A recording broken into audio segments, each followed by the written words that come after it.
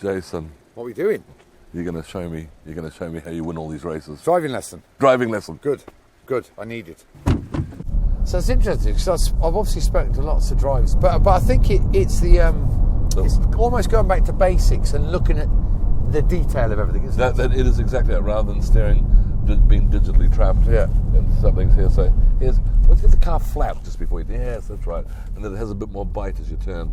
And there's this little guide, and then a big turn. Yes. Yeah.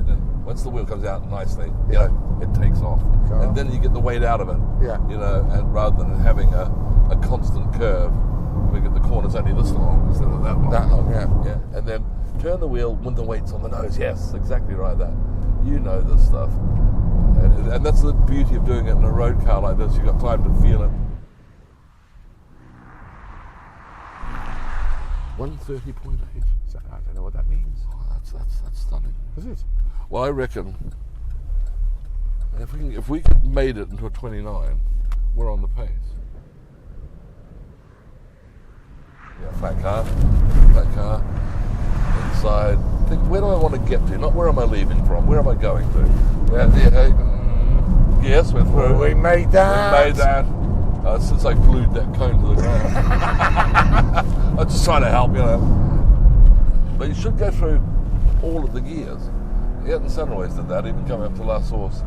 We go from like 6th to 1st. Oh, really? Yeah, it's because it just felt like the straight line is felt like hitting the wrong note on the piano, he said. Is that what he said? Yeah. Nice size. 29.5. Is that good? That was very good. I think we can safely say you've got a great future. Have you thought about getting your racing license?